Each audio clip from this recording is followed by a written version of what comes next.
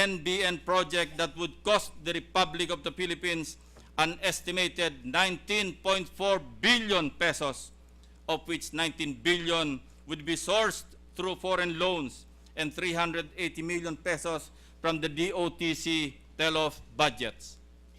It would involve the utilization of Voice over Internet Protocol or VoIP-based single infrastructure network. To justify such a huge project cost, the DOTC tell-off officials cited savings from the retirement of old government communications network, savings on communications expenses due to VoIP use, savings on internet connections, and a centralized internet data center. On top of that, Mr. President, there would be savings because of internet connections to be used by the public school system. No financial analysis was submitted since the said project will not generate revenues but supposedly result in government savings on telecommunications expenses, estimated at a total of 3.7 billion pesos annually. But the DOTC officials clarified that the government would be able to save only 50% of its fixed line telephone expenses and 80% of its telefax expenses. The NBN will not save on cell phone usage. Then, NEDA Secretary Romeo Neri pointedly wondered how savings could be generated on the retirement of the obsolete analog system carried by tell-off. ASEC Formoso replied that they would no longer have to buy expensive spare parts. This was just about the only honest statement made by ASEC Formoso.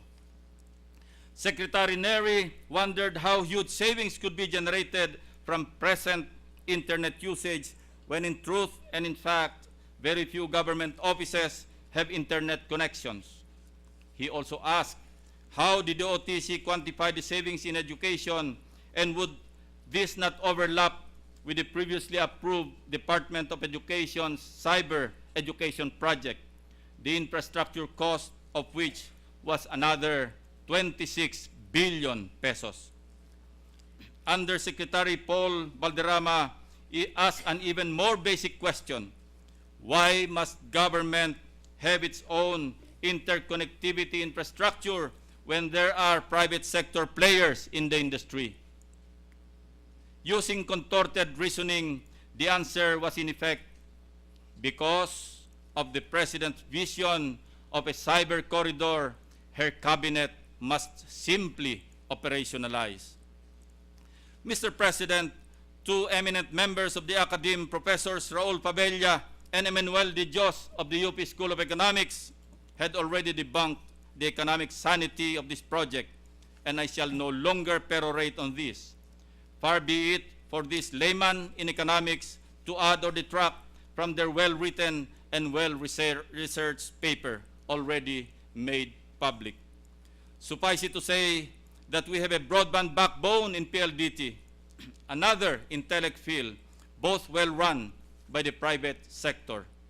Even the National Power Corporation has one. But because there was a cyber corridor grand vision, we had to have a national broadband network and a separate cyber education project, the total cost of which would conservatively add up to some 40 billion pesos and more when we count the maintenance and operating costs of these new government-owned facilities through the years. Both Secretary Teves and Secretary Neri asked about the very obvious overlaps between the two cyber corridor projects, one for the OTC and another for DepEd. Again, the reason advanced by the technical men of the OTC was that, one, the Chinese government wanted the NBN and the cyber education projects treated separately, and two, Secretary Jesli Lapus of DepEd had indicated that he wanted the cyber education project network solely dedicated to his department. kanya-kanyang ahensya, kanya-kanyang bilyon-bilyong proyekto, kanya-kanyang middleman, kanya-kanya rin bang kurakot, Mr. President? May fixer sa NBN, may middleman din sa CyberEd. Hindi pwedeng pagsamahin dahil sinadyang pinag-iba ang disenyo at teknolohiya. Ergo, magkahiwalay ang komisyon.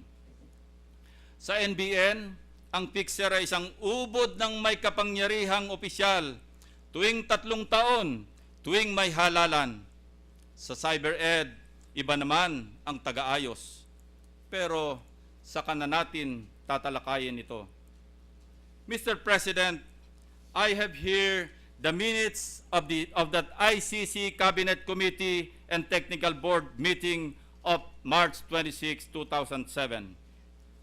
Despite the clear objections and apprehensions of the erudite gentlemen in finance and economic planning, the DOTC proceeded post-haste with their NBN project.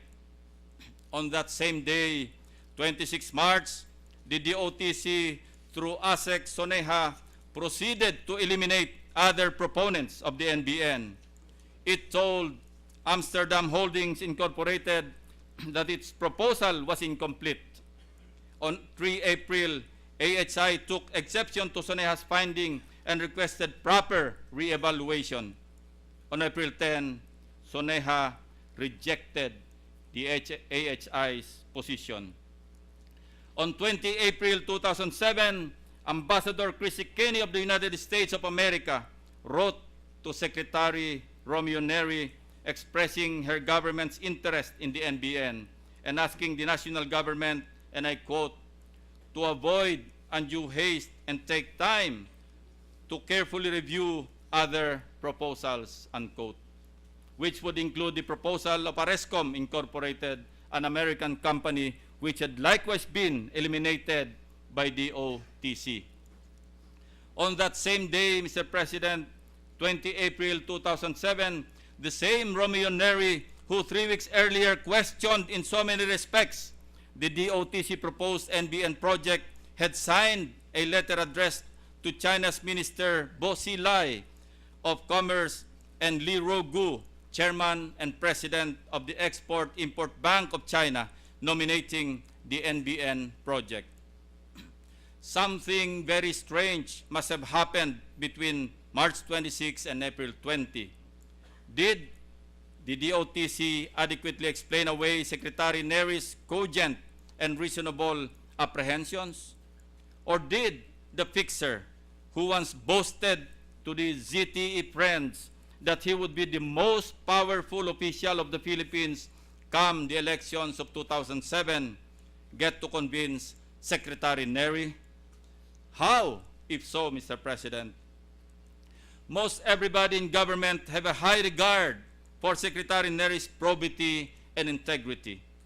Before media, he would neither confirm nor deny that he was offered a kickback of 200 million pesos by the COMELEC chairman, who had taken an inordinate interest in pushing the NBN project with his friends at Songzing Telecommunications Equipment, or ZTE, bagging the project. But before close friends, Mr. President, Secretary Neri confided the truth. That is one truth we in the Senate and our counterparts in the House should hear. What or who could have pressured the otherwise upright Mr. Neri to suddenly sign approval of the NBN project he and his staff vehemently objected to earlier? The man who boasted to be the most powerful come election time, or someone who truly is most powerful all the time? I personally think it was heroic of Secretary Neri to reject 200 million pesos in bribe money reportedly offered by someone who wanted one last hurrah before he leaves government early next year. But I also think it was idiotic of him to have signed the approval of the NBN contract on 20 April 2007, or a day before the President witnessed the signing ceremony of the NBN supply contract with DOTC and ZTE executives in Hainan, China. I wish I could find a word, an adjective if you will, to describe Mr. Neri. Mr. President, distinguished colleagues, I have here a copy of the contract for the supply of equipment and services for the National Broadband Project between the government of the Republic of the Philippines through the Department of Transportation and Communications and ZTE Corporation, signed in Hainan Province in China. The 39-page contract was signed on 21 April 2007 by Leandro Mendoza, DOTC Secretary for and in behalf of the Republic of the Philippines, and Yu Yong, Vice President of ZTE Corporation. Signing as witnesses were Lorenzo G. Formoso III and Chairman Hu Wei-Gui of ZTE. Present and beaming while the contract was being signed for and in behalf of the Republic was Her Excellency President Gloria Macapagal Arroyo, who had gone to Buao in Hainan Province officially to attend an economic forum.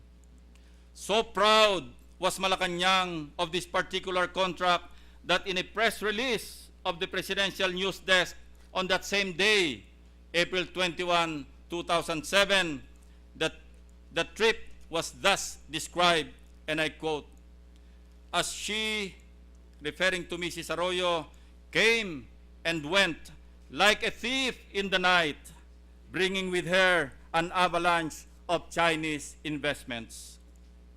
This copy was reported to have been stolen that very same night in a hotel room in Hainan, as alleged by the signing witness, Asek Formoso, 2 months after, only on 20 June 2007, before a forum on the subject of the NBN organized by the Ateneo Professional Schools. Lost, stolen, my foot. Yet, 2 weeks thereafter, during a cabinet meeting in Legazpi City on July 3, President Arroyo ordered then up and about Justice Secretary Raul Gonzalez to review the NBN ZTE transaction and come up with a recommendation before the opening of this 14th Congress on July 23. On July 26, Mr. President, the DOJ issued opinion number 46, series of 2007, upholding the validity of a contract that was lost and stolen. Miracles do happen in the DOJ, Mr. President, where they review contracts that do not exist and pass approval of the same. Even the Presidential Legal Counsel, Sergio Apostol, declared before the press that there is no NBN ZTE project because there is no contract. Yet, DOTC Secretary Leandro Mendoza insisted that there is a contract, while his Assistant Secretary, the project's whiz-kid, kept saying all along that the contract, having been stolen in a hotel room, would be reconstituted. Mr. President, from my sources at the DOTC, here in my hand is the so-called reconstituted contract. But except for intercalating pagination on every sheet, it is word for word, similar to the lost original signed contract. Mysteriously, Mr. President, the reconstituted contract is signed exactly on the same manner and the same space by its two principal signatories, Mendoza and Yu, as well as the witnesses, Formoso and Hu. And each page has been initialed by the contract reviewer on exactly the same spot on every page. Who did Formoso think he could fool about his cloak and dagger yarn of a theft in the hotel room of a DTI trade attaché in Hainan? I would say they were purposely hidden, because as soon as the President and Secretary Mendoza came back to this country, the stink that is the NBN ZTE mega deal began to smell all over. Thanks to the enterprising stories of Mr. Jarius Bondok of the Philippine Star and later the paper of the UP professors. And what does the contract state, Mr. President?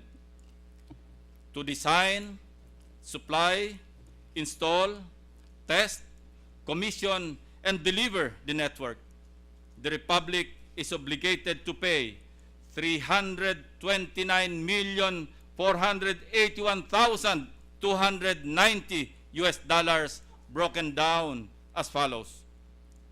$194,051,628 for the equipment, plus engineering services of $118,605,650 plus managed services of $14,875,507 and $1,948,505 for training services, for a total, I repeat, of $329,481,290.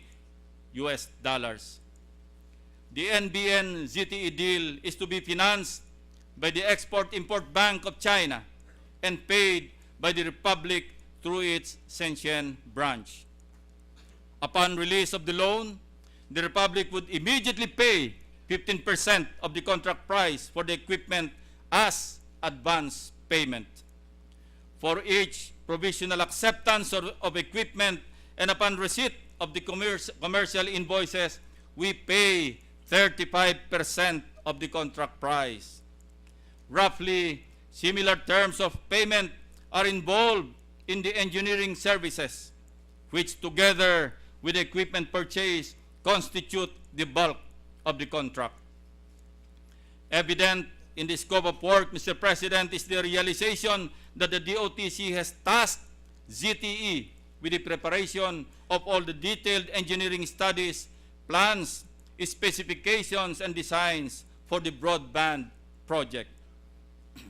ZTE is supposed to complete supply and installation, testing, and commissioning within 36 months from the effective date of the contract. Legacy, Mr. President, 36 months. That would be after 2010, when a new government shall have presumably taken over. The project is turned over. Whether it works as well as it should, given that the contractor themselves will plan, design, test, and implement, that's the problem of the next government. Maybe your next government, Mr. President. That's the problem of the generation that will pay for the huge loans contracted for the project. After all, the commissioners shall have received their commissions well in advance and would be laughing all the way to some foreign banks. As usual, Mr. President, there could be change orders, which of course will mean a change in costs.